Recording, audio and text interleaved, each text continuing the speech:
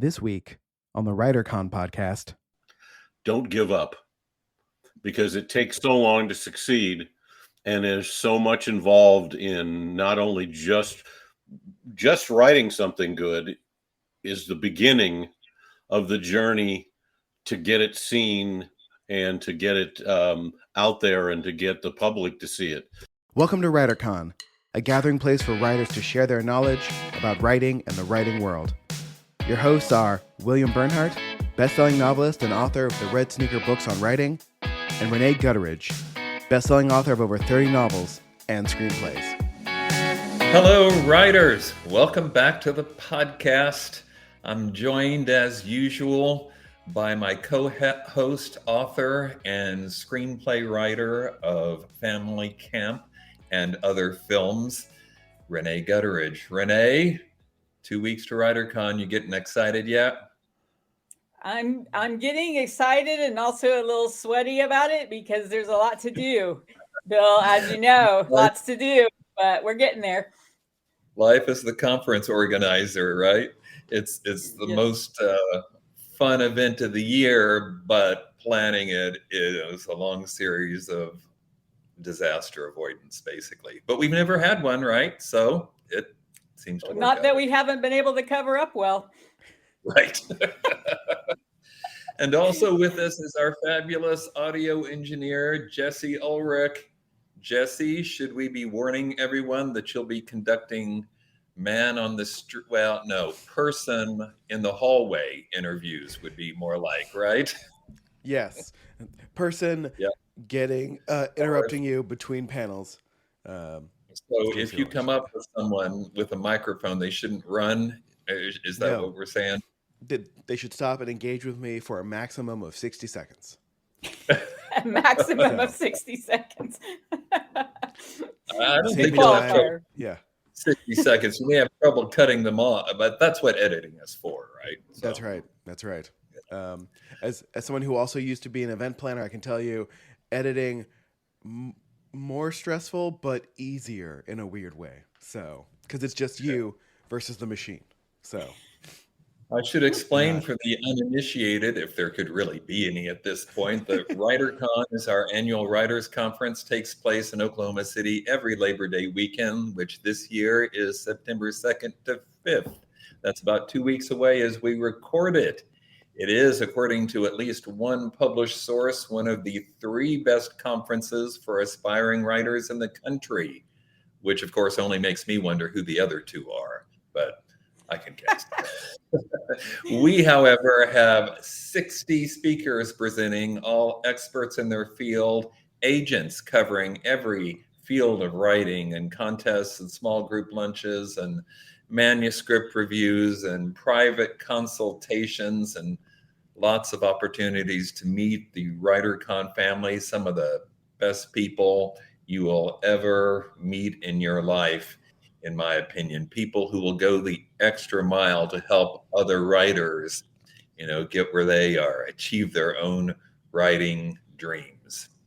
And our interview guest today is one of the top speakers at WriterCon. Rene, who's our interview guest today? Our interview guest is Bob Saenz, and he writes everything, and I'm not even kidding, from horror to Hallmark. The guy is prolific. He knows the business. He's well known in the industry, and you'll never meet somebody more eager to help people in this business. So we're really excited to have him, and he's got some great stories and encouragement today.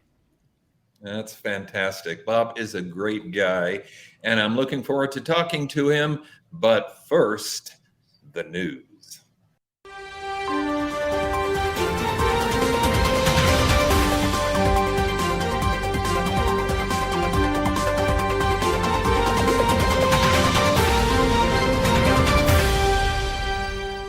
Two quick stories and one deep dive. The first quickie will probably surprise nobody. The government's antitrust case against Penguin Random House, which seeks to acquire Simon & Schuster, still continues. Probably going to last the entire month. We took a deep dive into this a couple of podcasts ago, so I won't repeat that. But one thing we learned this week that I thought was of interest, I didn't know, was that some big 5 authors are now receiving glam and wardrobe budgets as part of their publishing contracts. I'm going to guess that's not first-time writers. That's James Patterson and people at that level. I'd never heard about that. I certainly never. I did 30 plus books at Random House, and they never offered me a glam or wardrobe clause. How about you, Rene? Well, I was born glam, so I haven't needed that. But I will tell you, like, how insulting is that, right? Like, listen, folks, we need you to dress better. Like, we don't know how to tell you this, so we're going to put this in the contract and ask you to buy hipper clothes. That's how I'm reading it. Maybe I'm reading it wrong. Well, realistically, if you're getting ready to go on Oprah or the Today Show, aren't you going to go pick out some new clothes? I mean, come on. I mean, writers, we're kind of quirky. Like, we might not. Like, I don't know. I mean, we're not film stars. We write in a cave. We don't know how to dress. Like, I've worn a T-shirt every single podcast, and you've worn a golf shirt. Like, we don't care. So I don't know. I just feel like they're trying to make us movie stars. Golf shirt. Can you see that? I don't know if you can tell, but this is it's glam. Yes. Of merch that will be available at the conference for those who want to go all in. Here's my favorite quote from these ongoing antitrust hearings, and this comes from the CEO of Simon & Schuster, Marcus Dole. What does he see as big time Big Five publishing's greatest threat? He cited these unlimited subscription services that are coming up, Scribd and Storytel, and of course, Amazon's Kindle Unlimited. He said that these models, and here I'm quoting, will have a tectonic influence on the revenue pool of the industry because 20 to 25% of the heavy readers account for 80% of the revenue. Think about that. A small section of heavy-duty, several books a week readers are 80% of their revenue. He said that if this subscription business model succeeds and becomes prevalent, quote, physical retail will be gone in 2 to 3 years and will completely change the industry. Of course, they're going to try and stop it, but I don't know if they can. What do you guys think? Rene, Jesse, anybody got an opinion here? One word for you. Goodbye. That's 2 words. Goodbye, Blockbuster. Like we saw what happened to Blockbuster, right? Like with Netflix and stuff. So a lot of independent bookstores in this country aren't really making a profit or aren't making much. They just exist because the people who own them think that bookstores are important and that people should have a place where they can actually pick up books and hold them and shop. But clearly we can see that big publishing is worried that that's going to go away. And if bookstores go away, what's the influence of the big five? What edge do they have over Amazon and other online sellers? That's what I think they may be worried about.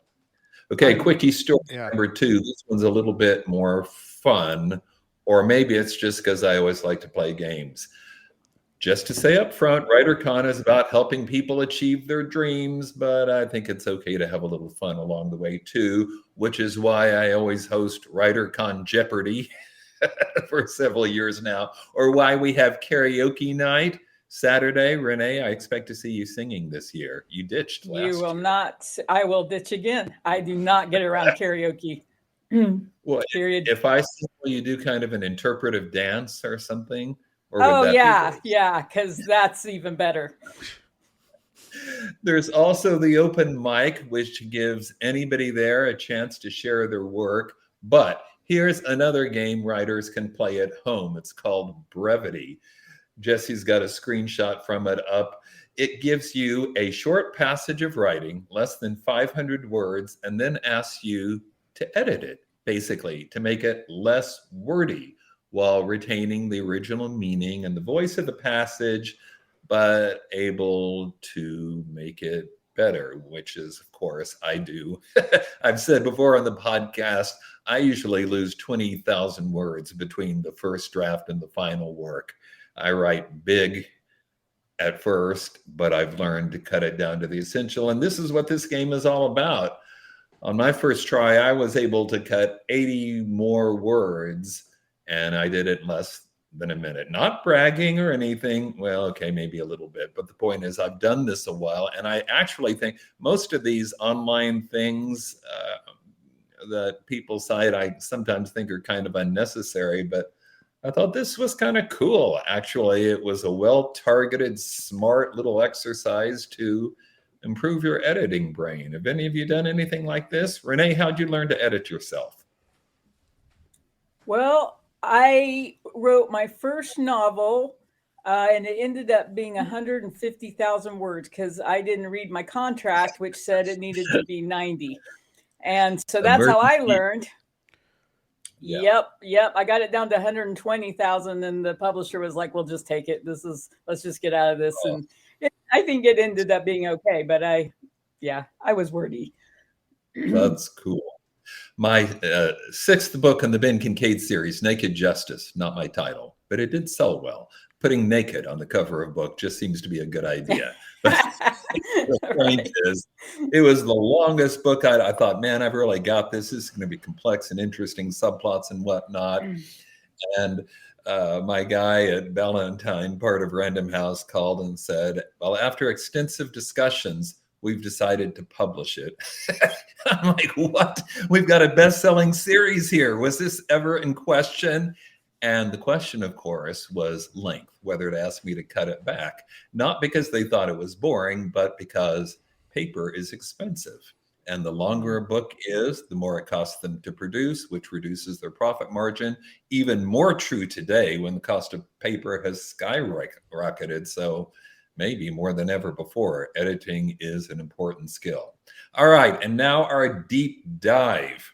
Everyone in the business seems to be talking about the merger, really the acquisition, not the one the government is talking about, but another quieter one that may prove to be more significant. And that is Podium Audio, which I've talked about before on this publisher, which has acquired Bookstat.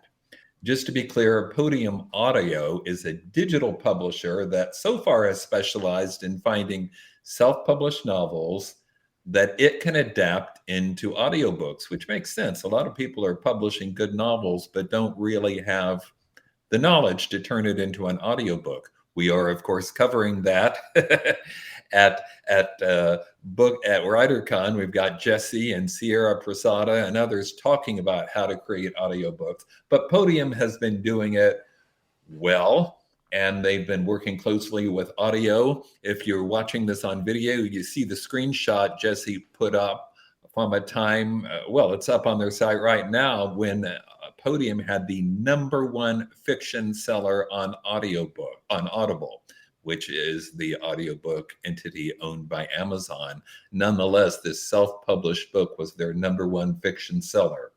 Anyway, they've acquired Bookstat, which launched a few years ago, originally called Author Earnings, which we also reported on the podcast. You may recall that was Hugh Howey, a huge self-publishing success, who was attempting to estimate self-published author earnings based upon extrapolations based upon Amazon's sales rankings. As you probably know, Amazon never releases sales figures, but they use creative computer bots to track those ratings and the up and down and try to figure out, first, how many books are actually selling, and second, how much of that money is actually going to authors. And as it turned out, it's a lot more dollars than are going to authors from traditional publishing. I'm not dissing traditional publishing. A lot of people making money there, but apparently more making it from doing it themselves. Anyway, Bookstat was launched to look at all online sales data in real time and come up with more accurate sales figures about what's selling across the board, not just in bookstores, not just from the big five. Sometimes you see sales figures from NPD BookScan, or worse, the APA, American Publishers Association, but all the members of those are traditionally published publishers, primarily the big five. Amazon isn't even a member. So what's the value of sales figures that don't include America's by far largest seller of books? Not much. That's why you sometimes see articles saying ebook sales are dropping. Well, they're not across the board, but they may be from top big five publishers, because they're all pricing their ebooks higher than their hardcovers, or releasing the ebook after the hardcover. I just tried to buy a copy of Mary Rogers' new autobiography. She wrote Broadway musicals beautifully. And I couldn't get the ebook. The hardcover is released, but they're delaying the ebook for a month, obviously trying to push people toward print, because the big five thinks that's their future. So anyway, now Podium Audio is going to be armed with the most accurate sales figures, which they are also selling, making available to people on a subscription basis, but it's expensive. It's like $1 million for a subscription. Some of the big five publishers are using it, some are not. But the owner says the untracked part of the market is still expanding like gangbusters. There is an ecosystem, this is a quote, ecosystem of small publishers that are similarly unreported, digital first or digital only operations. So Rene, my question is, if people come to realize how large the digital driven business done by small presses and indie authors is, will that change anything? Do you see changes ahead? I think it'll change buying habits. Don't you? Yeah. Well, I mean, clearly buying habits have already charged. Amazon alone is selling more than 50% of all books, not just ebooks, all books across the board in this country.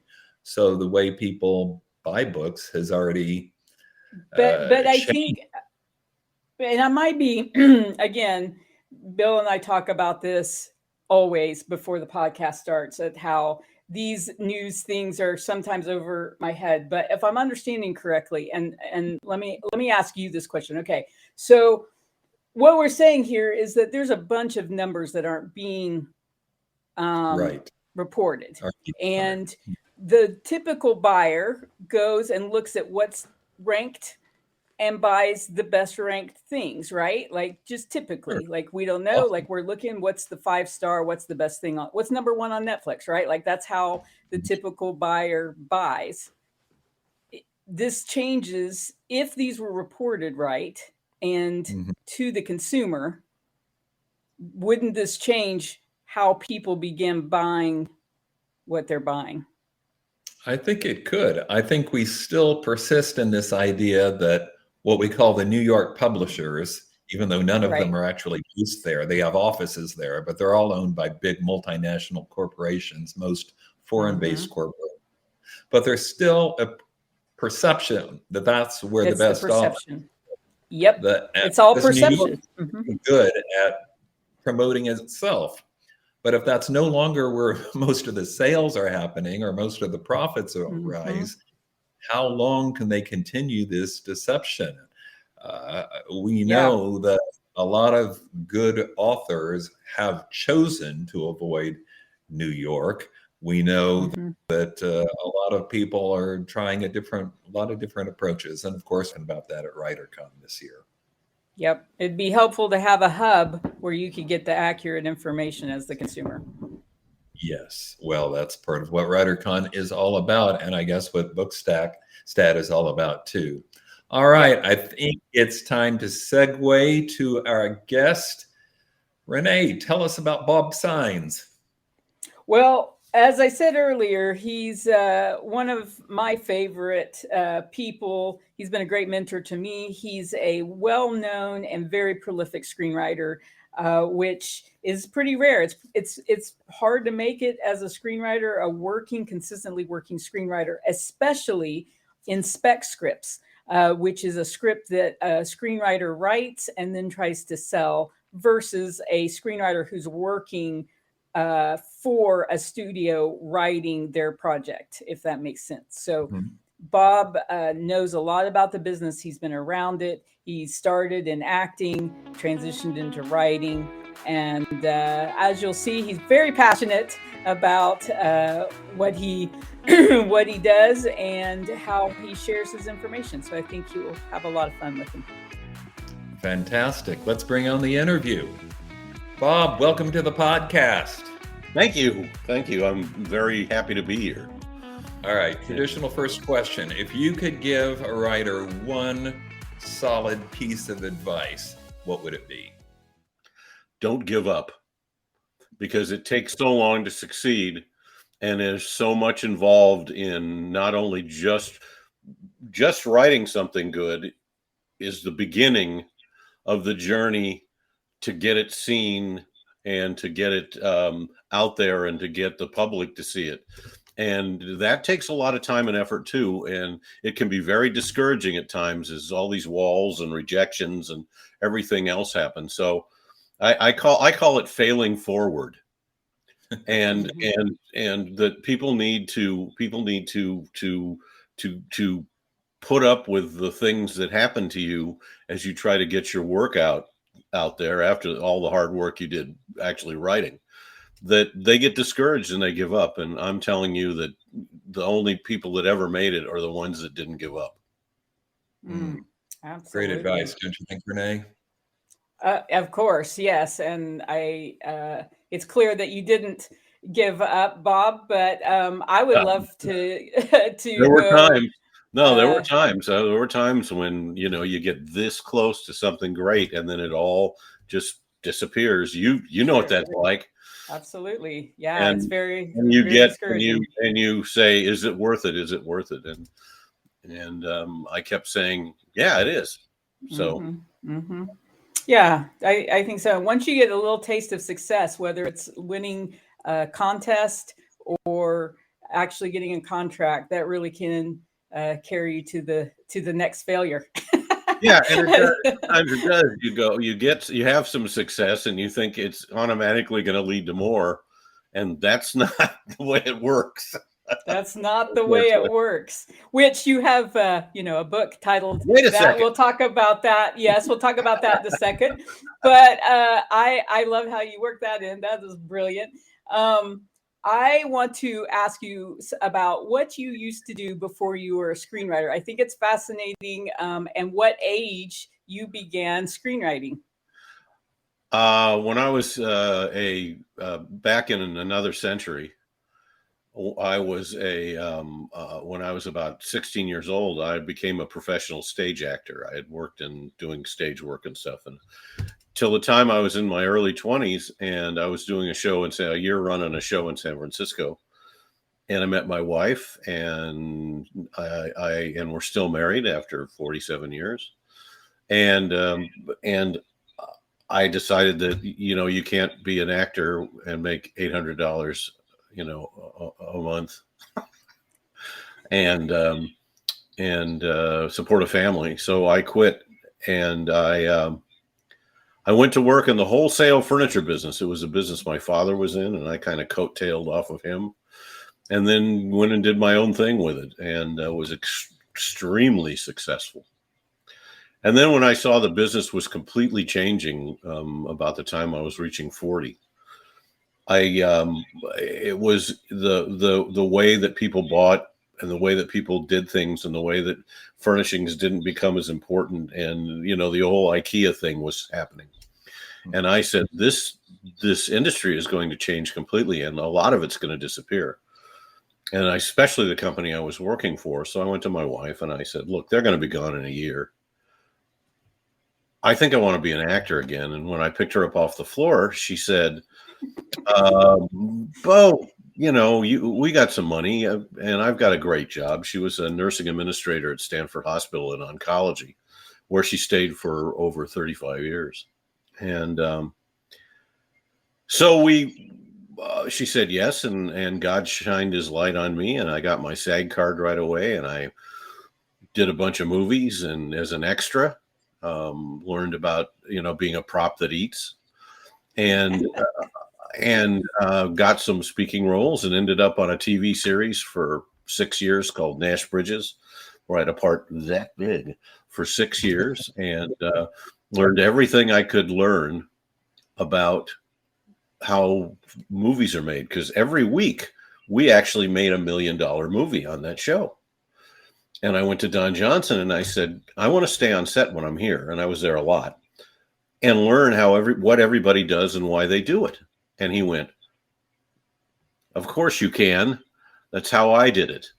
And Don has ended up being a really big influence in my life as far as my career, because without that show, I never would be the writer I am. And I decided to write an episode of Nash Bridges like everybody else there wanted to do.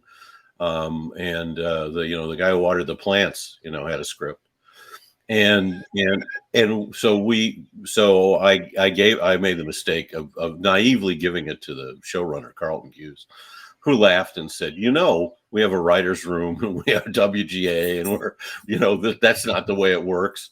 The first time I heard that. But he said, okay, I'll take a look at it. And 2 or 3 months later, he came back and said, you know what? You have some skills. You ought to keep doing this. And a short 12 years later, I had my first produced film. Short 12 years later. Yeah. I've got you gave up the furniture business because it was changing and segued to writing, where everything changes almost every day. Is that right? Yeah. Well, I didn't know that. I was not. I mean, I didn't make money just as an actor. Somebody said, you have a great voice. You should be on the radio. And I said, sure, I'll try that. And people said, no, you can't be on the radio in a major market without going to Iowa and doing farm reports first. And I said, okay. And 6 months later, I was going KYCY 93.3 Young Country. You do have a good voice. I was on KFRC, the rock and roll station in San Francisco. I was on KYCY in San Francisco. God was amazing. My wife says I have a Forrest Gumpy life. Well, as I've heard your whole story, I would agree with that. Stuff kind of just happens. God has been very, very good to me, and I've been very, very fortunate. And he also gave me an ability to write, and much more than being an actor. My acting chops, my acting ability is about like that. You get me in the middle of that, and I can knock it out of the park.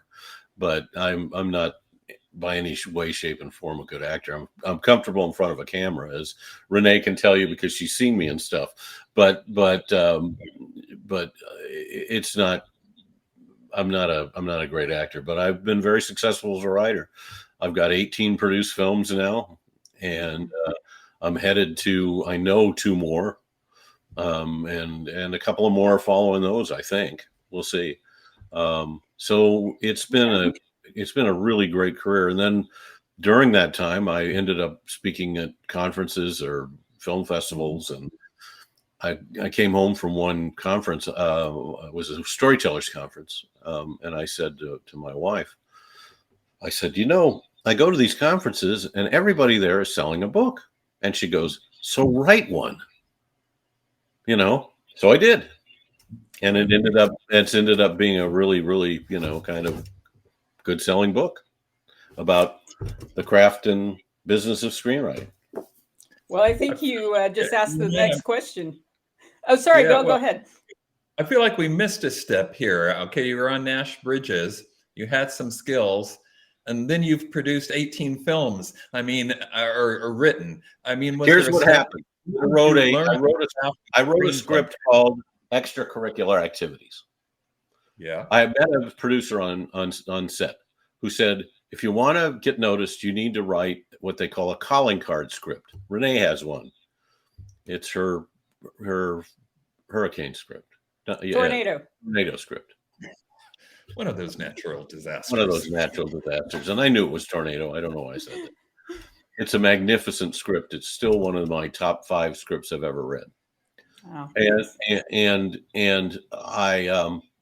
and she knows what I mean by a calling card script, because it doesn't necessarily ever have to get made, but it just has to call attention to you. So I decided to write something so off the wall and so weird that in with my voice, that I thought that it would help, and it did. It got noticed by a whole lot of people. That same producer who told me that read it and said, "How do we get this made?" And it just kind of snowballed from there. People, it was so controversial in what it's about that it took 18 years for it to get made from the time I wrote it. But it got optioned 8 different times over those 18 years by 8 different entities, big production companies, big time producers, one studio, Universal.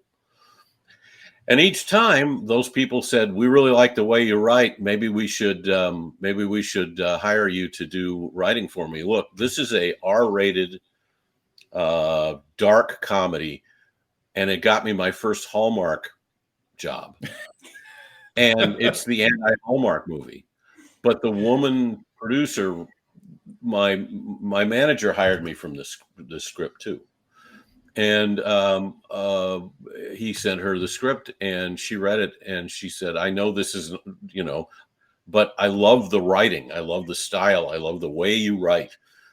We're going to give you a shot with this script we can't do anything with." They gave me a script, and I just went way off. It was here, and I went off toward Pluto someplace with it. And it ended up being a movie called Help for the Holidays with Summer Glau. That was at the time, the 7th largest viewed premiere of any of their Christmas movies. That's amazing. And it started me on the road to writing, 8 Hallmark movies over all these years, and helped me write movies for other people. And plus now, and then get jobs writing this same script has helped me get, it even was the script that helped me get the job doing church people. Mm-hmm. So, and again, it's like the anti-church people script. So it shows your voice, just like your script, Rene. It shows that you have the chops, the craft, and the imagination to tell a story, and that's all they're looking for. Mm-hmm. That's what they need from good writers. Plus, you're cooperative. You're not somebody who's going to say, "Please don't change what I wrote." You're going to say, "Give me your notes so we can get this made," and that's the difference. Well, Bob, that's perfect. Well, that's perfect to segue into your book, because I think one of the things, at least in the world I dwell in, which is publishing and filmmaking, one of the hardest things for folks who've been in publishing to understand is how screenwriting works. In publishing, we're sort of the captain of the ship of our books. Screenwriting is a whole other beast, and it's very hard to explain it. And I think over the years, it's not been explained real well. Then you wrote a book called "That's Not the Way It Works." It sort of exploded into the film world, and has done very well. I had a chance to read it before it was published, and I thought this is the best book I've ever read on screenwriting. Tell us about writing that book. I had a blog that went for a little bit, and I just wrote my ideas of what screenwriting was and how it was. And the thing that people reacted to the most was what the business of screenwriting was. People don't understand when they want to be a screenwriter. They think, "I'm going to write this screenplay, then there's going to be a knock on my door, and Universal's going to be there, and they're going to say, 'Here's $1 million. 6 weeks from now, you'll be walking down the red carpet.'" First of all, they don't realize that when the writer walks down the red carpet, that's when they go to commercial. That's right. If you get to. But I've walked down a couple, and I was fully aware that they didn't care, and that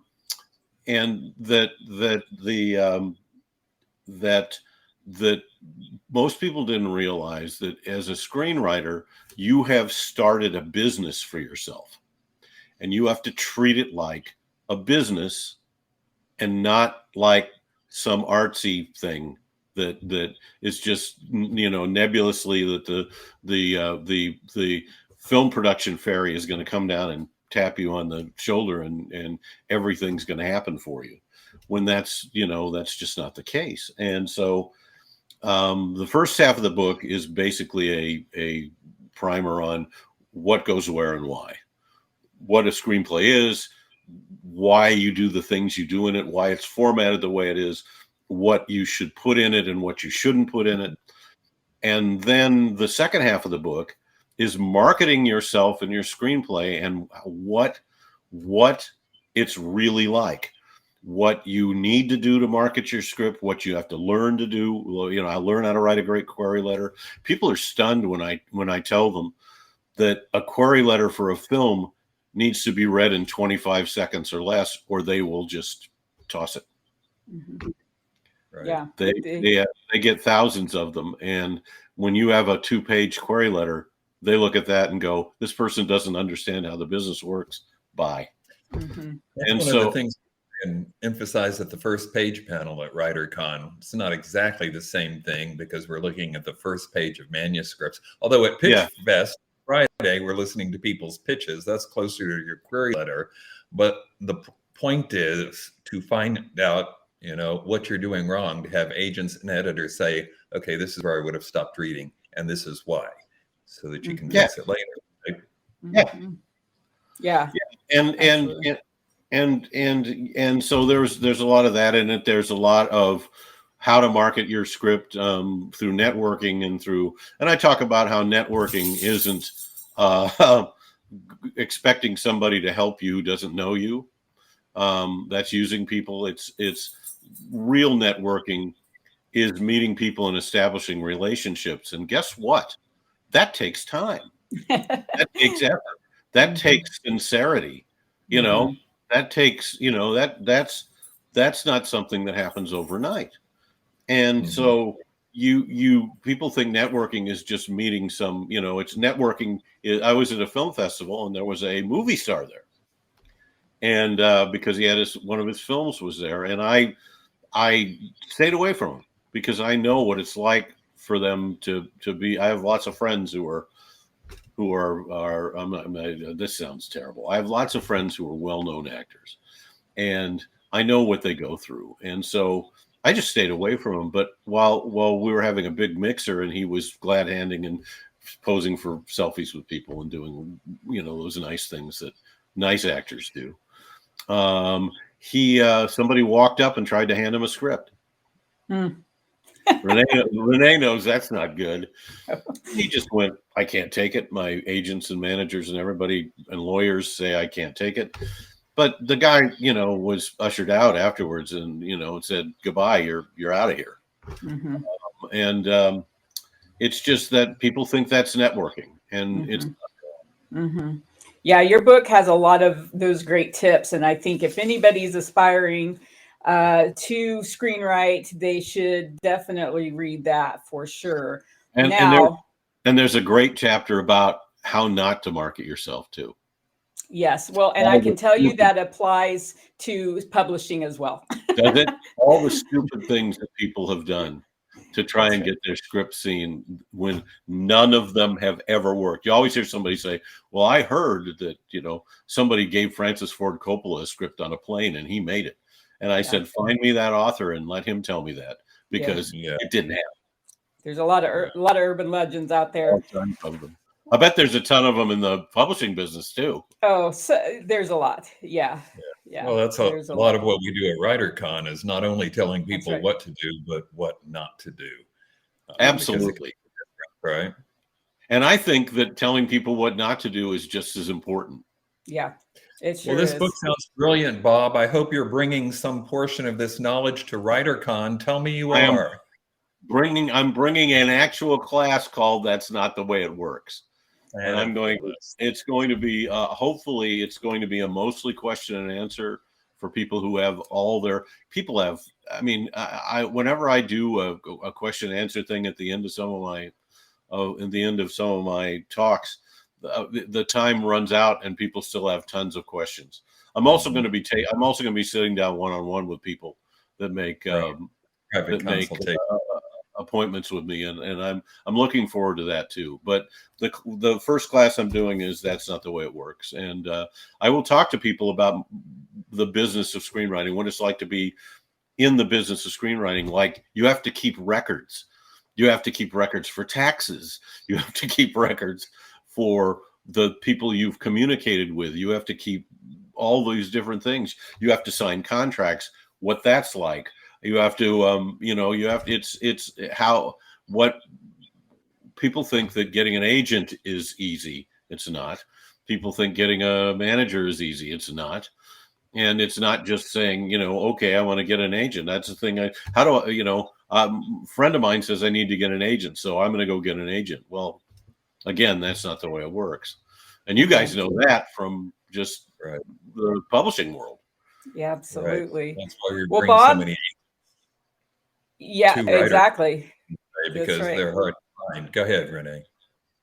Well, I was going to ask, so Bob, you have come to WriterCon, and we love having you, of course, and you're a popular speaker. I go to a lot of these, not tons. I mean, since COVID knocked out a ton of them, and they're slowly coming back. The quality of people that you drew to WriterCon were as good as any I've ever been to, and awesome. And I think that it's a testament to you guys putting together a really quality conference, a really quality conference with great.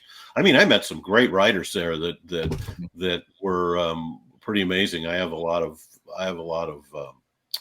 respect for people who can write novels. I wrote one over the COVID thing, and it was not easy. Yeah. That's what I love about Bob. He'll just try anything. And one of the things publisher picked it up. So yeah, he'll try. He'll just be like, I think I'm going to write a novel, and he does. And I think it takes that kind of gumption, and it takes that kind of grit to make it as a writer, and in either the publishing world or the film world. So last question for you, Bob. I think the film world is changing, as Bill mentioned, and we all know. Do you have to be in LA to be a screenwriter? No, yes, and no. Okay. Short answer to explain that. If you want to write for television, if you want to be in a writer's room to write for television, you have to be in LA, because that's where the writer's room are. Right now, some of them are still Zoom, but that's not going to last forever. So, because there's nothing like when you write with other people, and I have, being in the same room with them. There's a magic to that can't be replicated anywhere else, and especially on a Zoom call. It can't be done. So, yes, if you want to be a television writer, you got to be in LA. Now, if you want to write features, they don't care if you're on the moon now. They used to. They don't anymore. I'm in Nashville now.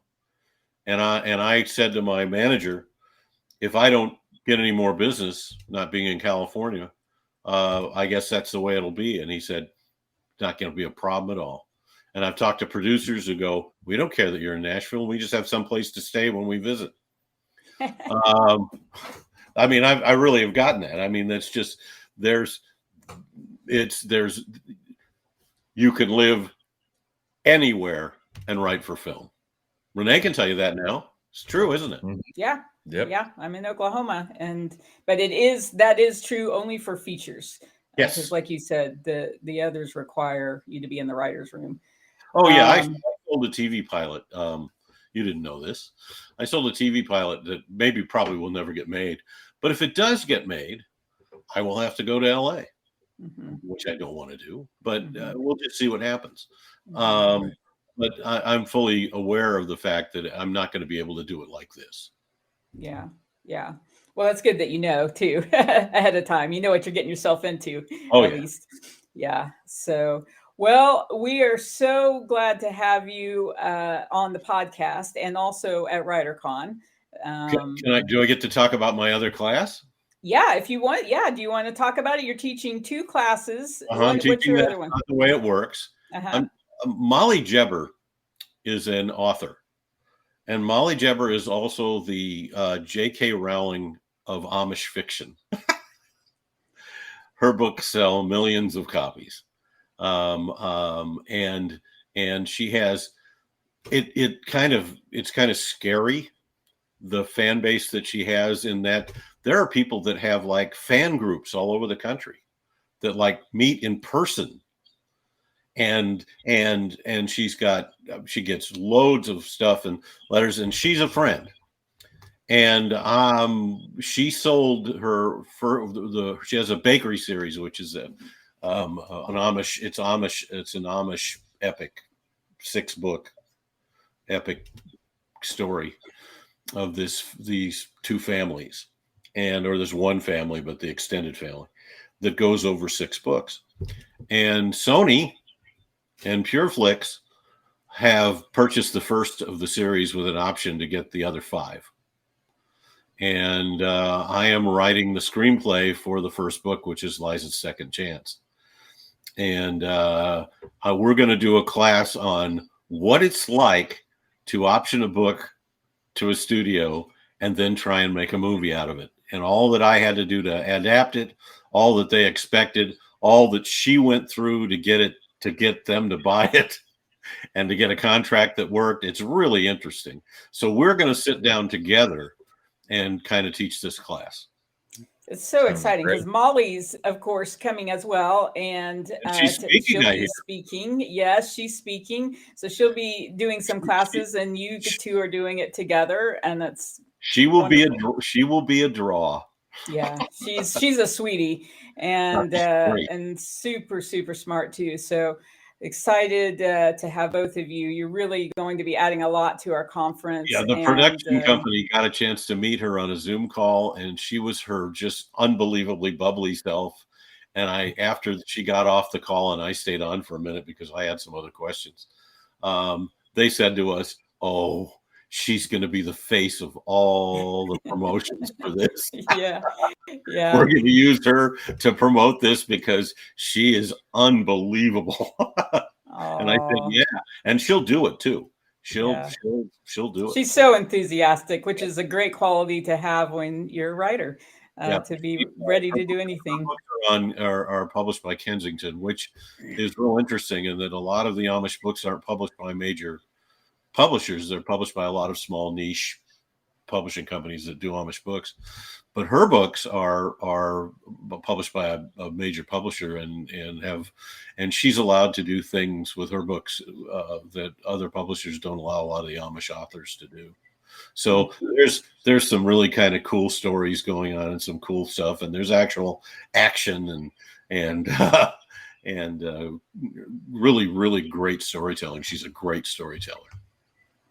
Well, we're excited to have both of you. It's really a treat. And Bob, I always thank you for coming on, and always be willing to do these kinds of things. And, Bob's a great mentor to me personally, and I'm always thankful for that as well. So, well, there's a reason. Number one, you're a terrific human being. But number two, you're an amazing writer. You have the chops, you have the craft, you have the gift of natural storytelling, which is something that a lot of people don't have. A lot of people have to work very hard to learn how to tell a story, and you know how to do it. And it's a delight to help you and learn a little bit from what you're doing myself. Oh, thank you, Bob. Well, I attended a lot of writers' conferences. I'll tell you that in my life, a lot. Probably over 25, at least in my life, before even I became an instructor at them. So they've been very beneficial to me, which is why I help put WriterCon on. I believe in them. So, Bob, thank you. And Bill, you put on a great conference. I can't, you can here's a promo for you. Okay. WriterCon in Oklahoma City is probably the best writer convention in the country.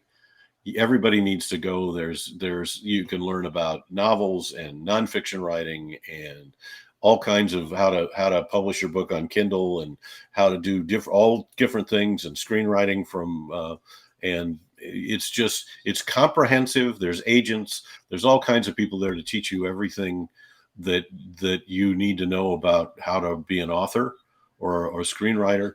That it doesn't mean that you're going to absorb everything, but the opportunity to learn a lot more than you know now is there in one spot. Awesome. Okay, somebody take that down and get it on the website, okay? We'll use that for sure. Oh, well, thanks, Bob. We appreciate you coming on. Thank you. My pleasure. Thank you, guys. I'll see you in a couple of weeks. Okay, sounds good. Bye. All right. Bye. Just a few parting words before we wrap this up. Of course, I have to mention one more time WriterCon. Find out more about it at writercon.com. It is not too late to register. I've heard people sometimes attribute writer careers to, luck. Of course, there's an element of good fortune in every career in the arts, but luck didn't write the books, if you know what I mean. The cliche is that luck is when opportunity meets persistence. And I can't make you write, although I would like to. I can't make you be persistent, but I can sure provide the knowledge. I can provide the information, or make the opportunity possible. And that's what WriterCon is all about. We've got authors, agents, editors, publishers, book marketers, author assistants, over 70 sessions, many chances for you to build your writing career. I might also remind you that before, and for that matter, after WriterCon, you can join the WriterCon Facebook group. Easy to find. You'll get daily updates. Of course, right now it's all about WriterCon because it's 2 weeks away, but at other times we'll be talking about small group workshops or online seminars, cruises, and everything else WriterCon does throughout the year. This podcast, bi-weekly newsletter that goes out for writers, all of it's free. Just email me. My email address is in the show notes, willbern, WILLBERN @gmail.com, and you can find out more about that. And if you're enjoying this podcast, please subscribe, then rate or review it wherever it is you get podcasts. All right, then. Until next time, keep writing. And remember, you cannot fail if you refuse to quit. See you next time.